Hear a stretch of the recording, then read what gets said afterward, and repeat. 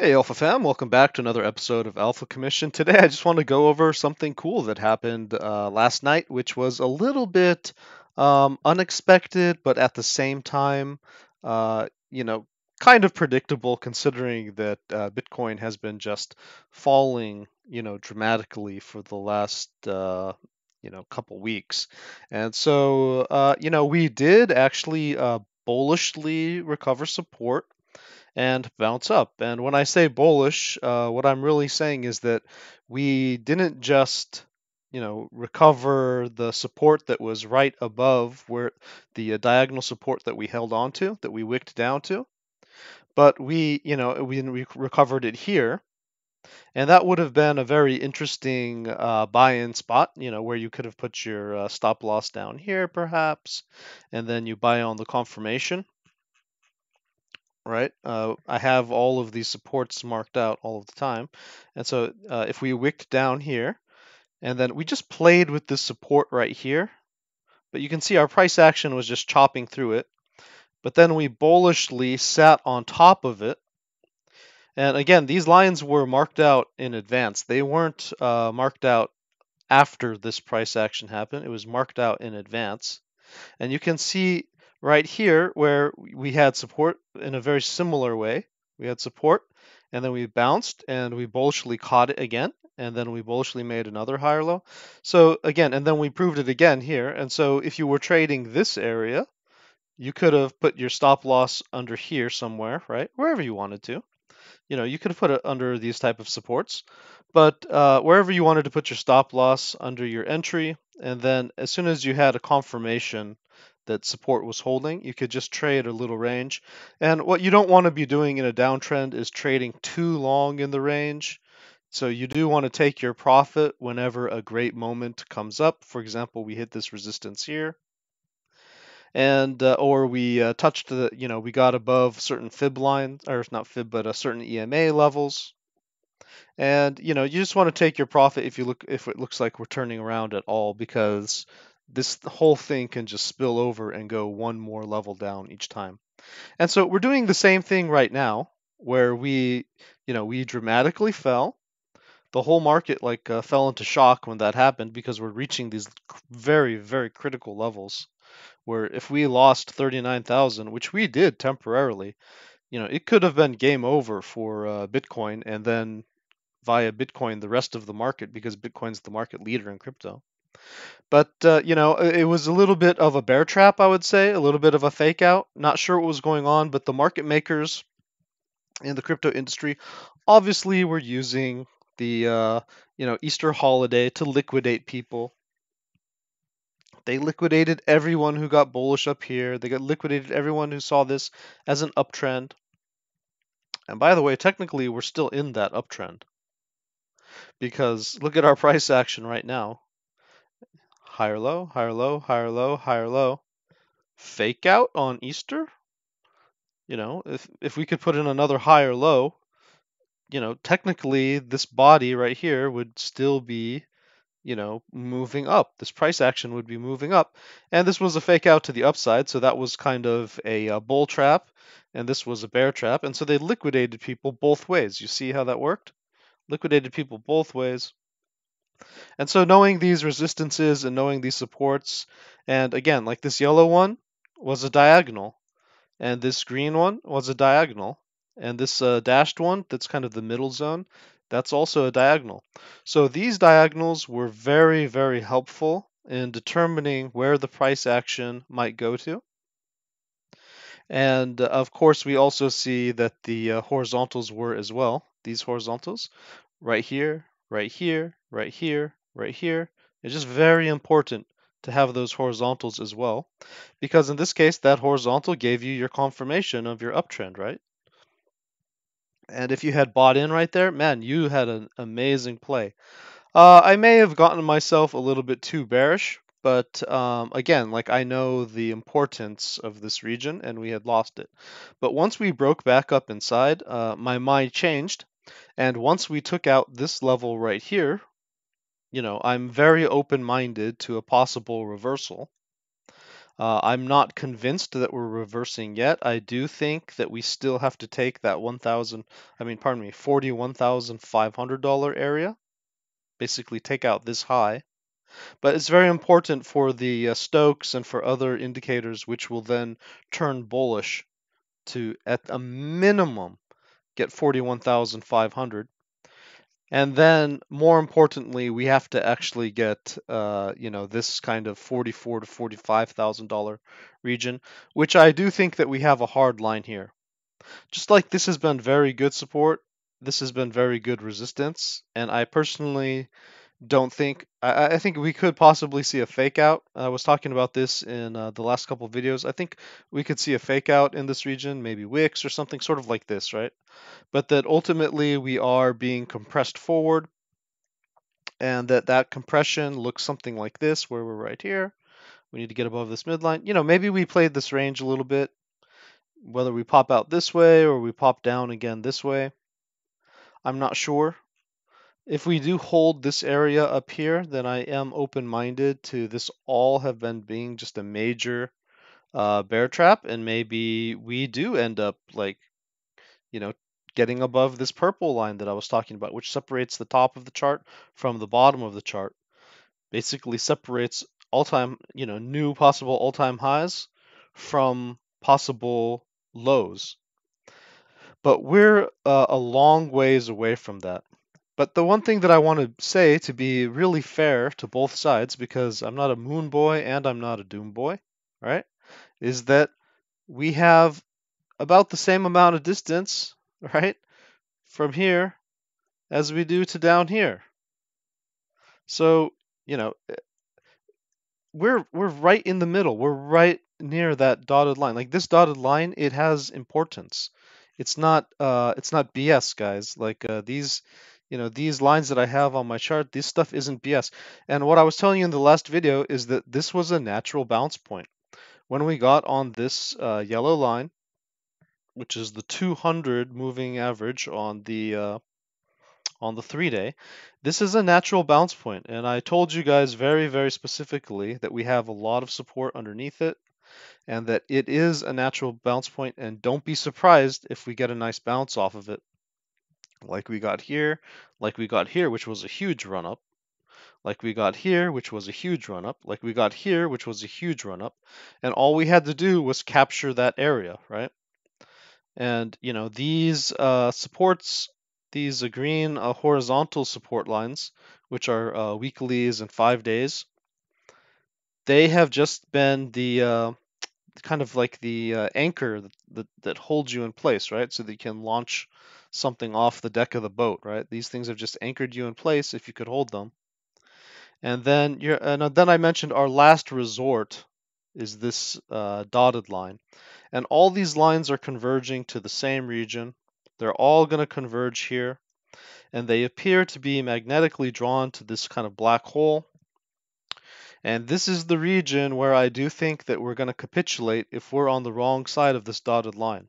Okay, I think if we're on the wrong side of this dotted line, and in fact, if we're on the wrong side of this, this blue line, if we don't get this, which by the way is the 50 and the 89, an average of them on the 3-day, if we don't get above this region,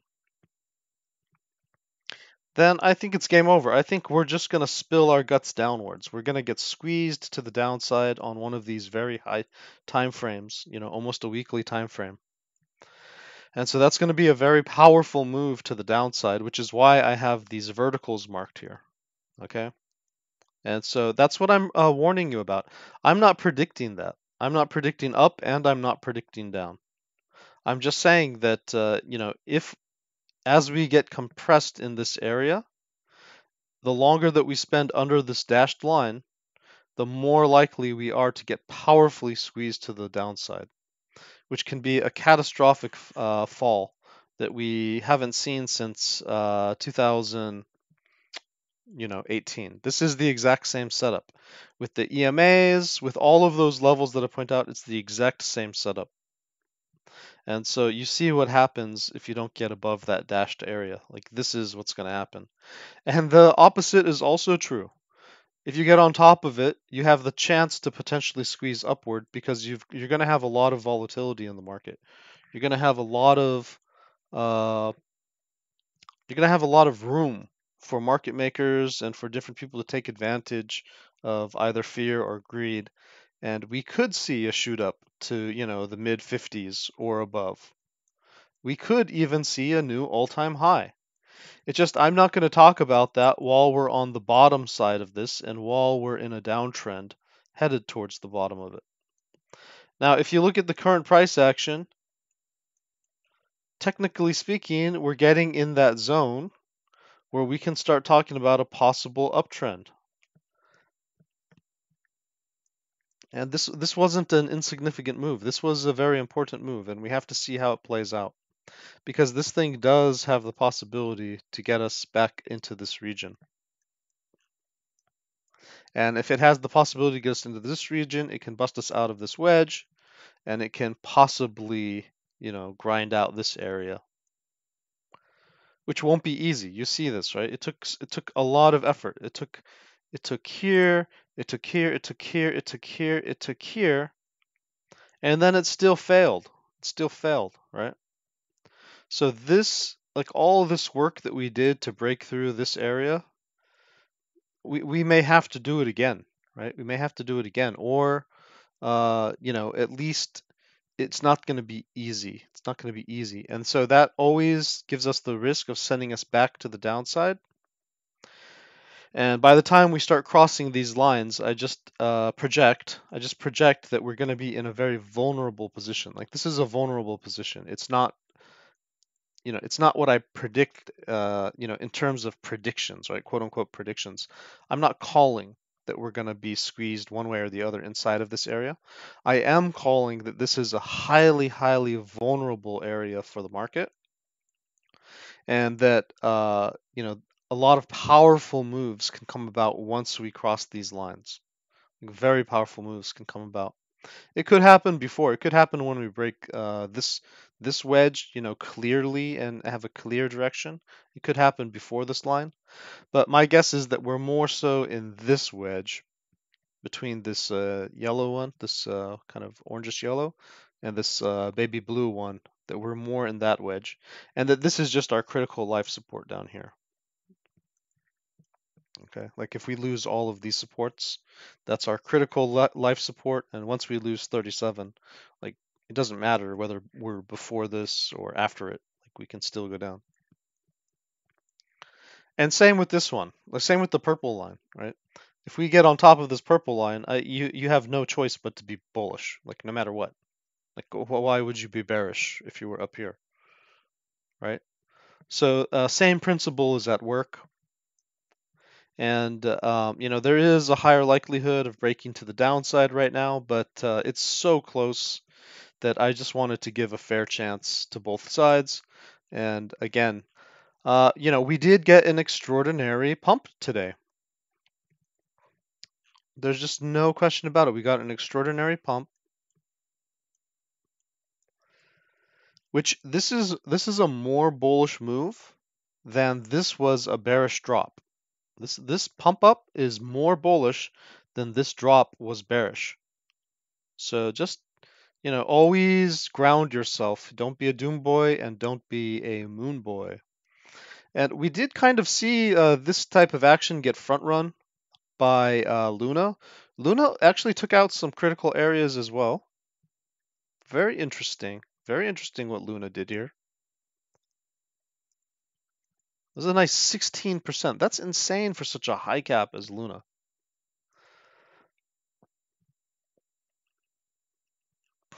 Let's see what else.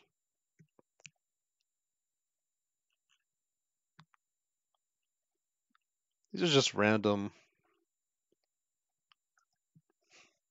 Tornado. Hiding your money is very popular these days, so also a nice 16%.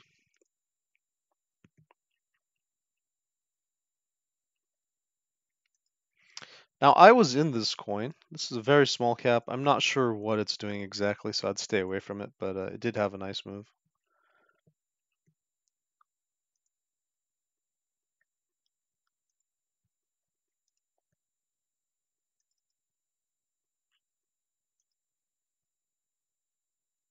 Not sure what Lattice token is, but it's doing something interesting. A lot of retraces on this, so take caution.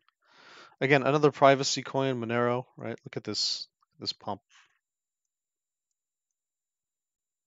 Just doing interesting things. Now this is the one that I really saw and I was quite impressed with. This coin, after Bitcoin dropped and hit the bottom, this coin pumped almost 100%.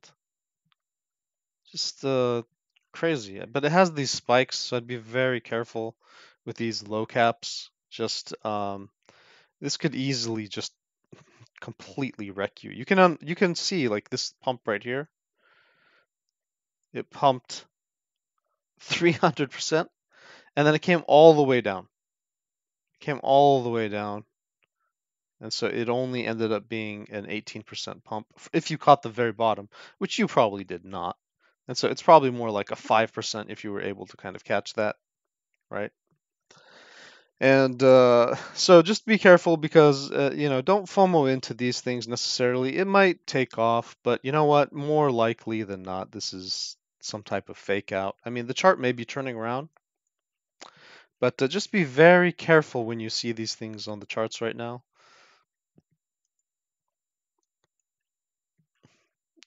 And then you have like these extremely trendy ones, like Steppen GMT.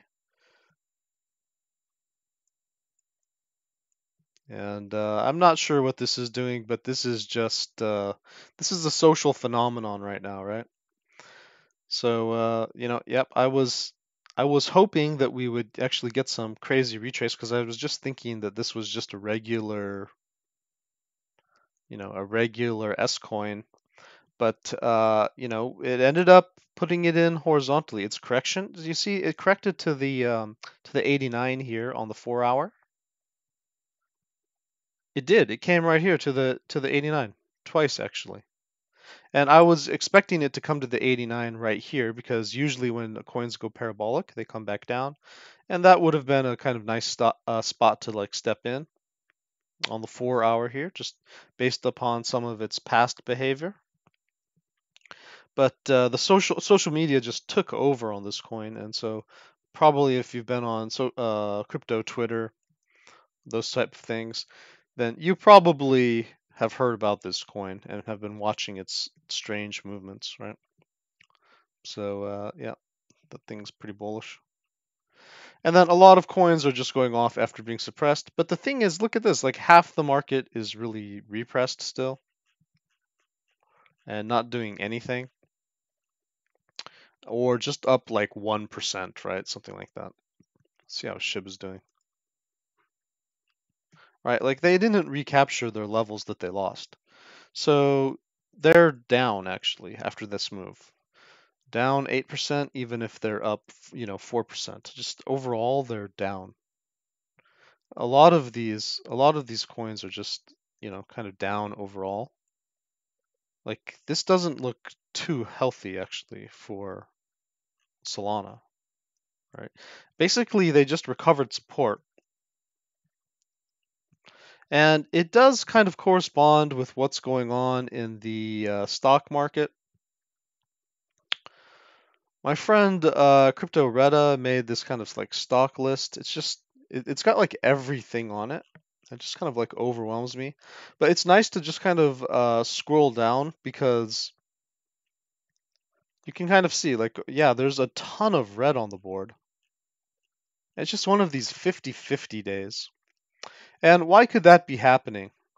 Well, there's earnings. Earnings reports are starting to come out, and some companies are being found to be a little bit more profitable than what was expected. Like Bank of America made more money than what was expected, right? Their earnings was higher than expected. And I told you guys, like the real economy is actually very strong in the US right now. I know a lot of people don't want to believe it who are into stocks and who are into crypto because everything's been going down. But that has to do with interest rates and inflation. It doesn't have to do with the real economy. And I know some people who are on very tight budgets, they're feeling the pinch of that inflation, which, it's not the economy right now's fault. That inflation has been building up for years. But they're feeling the pinch of like gas prices and housing prices and all that stuff. But a lot of that stuff is going up because of the overheating of the market. Because when society reopened after all those closures, after all the closures during the Trump administration, they started to open up during the Biden administration, and suddenly the economy just went incredibly hot because everything started opening up again. Movie theaters, restaurants, everyone wanted to travel. All of this stuff like opened up, and every sector in the market just got hot and overheated because they suddenly had to deal with a huge amount of extra demand. And they didn't really fully have the capacity. And so they didn't have all the workers that they needed. The supply chain wasn't up to snuff yet, and China still is kind of like cracking down on some of its cities for COVID and stuff. And so the supply chains are still wrecked. And then you have the war in Russia, and you have trying to battle inflation because all of the stuff gets overheated. And so it's just this very complicated mess right now, and there are going to be winners and there are going to be losers. And the market is going for a big correction. It's not going for a small correction. It's going for a big correction. And so what we're seeing today is probably just that mixed bag kind of being seen, where we're getting these kind of like little bounces today off of, possible support, but it doesn't look like we're necessarily bullish, right? Like this is kind of ugly. Yeah, we're holding like this support, this little wick right here, right? This little bounce that we got right here, like we're holding it, but we broke down under it.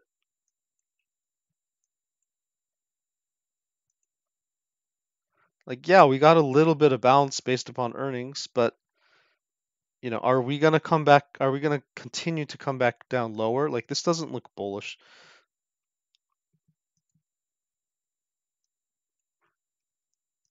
We're breaking down under some of these diagonals that I was looking at. Not sure if this was.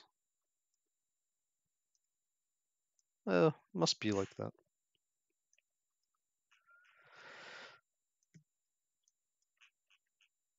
So are we going to actually bottom in right here? And if we are, then we do have a little ways to come down still. Or are we going to do a double bottom here or even break lower? Like we don't know what the next quarter is necessarily going to bring. Just we're having a little bit of bounce today.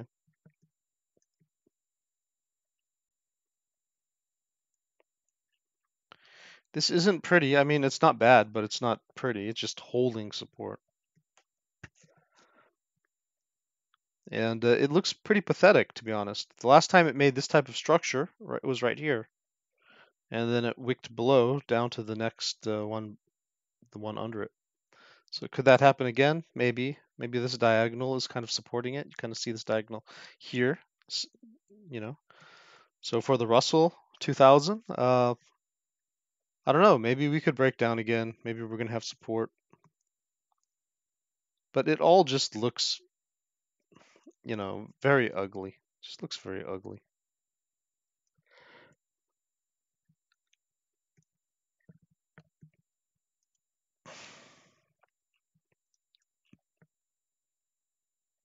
Like we see these kind of bounces and then we just continue to come down.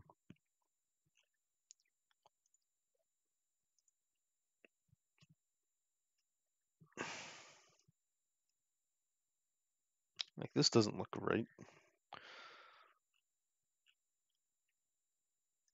Let's see volatility. Yeah, it's just kind of consolidating in this area. It's just like what we expected. Now, is it going to pop up like this? I don't know. I think probably. Like this is still an uptrend on volatility. It's just we had some relief temporarily. And so volatility might increase and that could negatively impact stocks. Could we also come down? Yeah, we could also come down. The same type of structure happens, when we come down. It's just that you can see that usually this type of consolidation is usually followed by a sharp spike, which tends to cause pain in the market because this is volatility. This isn't a stock price.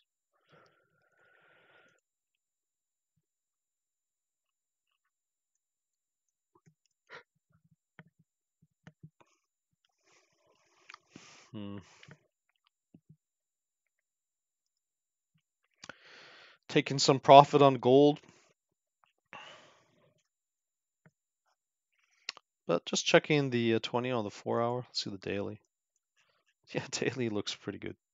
I mean, that's an interesting wick, but just taking some profit, that's okay. The dollar just pushing up, just continuing to push up. Man, this thing's really going for it.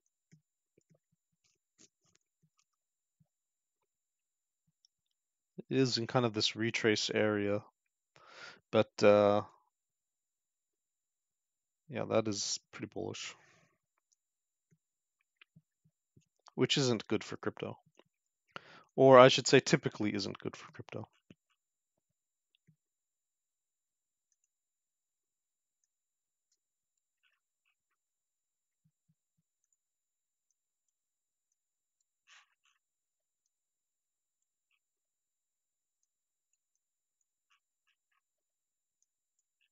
I don't know if Bitcoin dominance is as important as it used to be because there's just so many coins and Bitcoin doesn't even occupy 50% of the market anymore. But you do see this daily squeeze play that Bitcoin's getting into. And so that is going to be sucking the life out of a lot of altcoins. And you may be seeing that on the chart where altcoins aren't moving much. But look, Bitcoin got itself into a nice squeeze play here, and so it could potentially pop up in dominance. Not sure if this will be lost, but it could pop up in dominance. And if it did that, it's something to consider because altcoins respond differently depending on how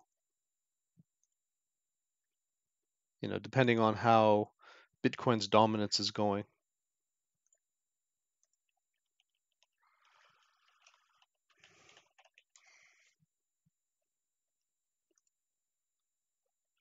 So let's see if Bitcoin's dominance is increasing and the price of Bitcoin increases, then your altcoins on average will either stay flat or decrease in price.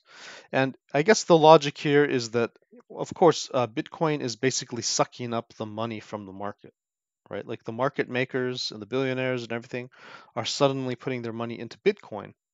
So Bitcoin's dominance increases as Bitcoin's price increases, which is happening right now on the chart. Then the altcoins prices can be suppressed because all those market makers are taking their money out of altcoins and putting it into Bitcoin. And if Bitcoin dominance is increasing, but the price of Bitcoin goes down, then altcoins are actually going to dump like faster than you would expect. And if you think about it, it's pretty logical, right? So the dominance of Bitcoin is increasing, which means money is going into Bitcoin as a safe haven, but the price of Bitcoin is decreasing. That means that generally the money is fleeing from the market, even if people are coming into Bitcoin as a safe haven. It's like only some of them are coming into Bitcoin. The rest are leaving the market. And so what does that tell you about alts? It means alts are going to be like wrecked, right? Because money's fleeing the market. So that's the second scenario. And then the third scenario is if Bitcoin dominance is increasing, but the price is just kind of stable. So for example, let's say that Bitcoin just hung out at 40,500-ish. just kind of chilled there, just kind of consolidated in that area. And so money isn't leaving the market, but Bitcoin's dominance is increasing. Then most likely the altcoins are also going to have kind of a stable price. Like the rest of the market is probably going to accumulate together, right? Like people are just kind of negotiating if this is a good price to buy, and they're just kind of like trying to buy up stuff, and they're just sellers and buyers, just kind of like stabilizing the price point, switching some hands. And when you start to see your altcoins rise very fast, then you're going to want to see Bitcoin dumping. So this isn't a good sign for, and this could just be a temporary small bounce, right? Like it doesn't have to go anywhere. It could be just something like this that comes back down. But you don't necessarily want to see Bitcoin dominance rising if you're holding on to altcoins or if you're trading altcoins.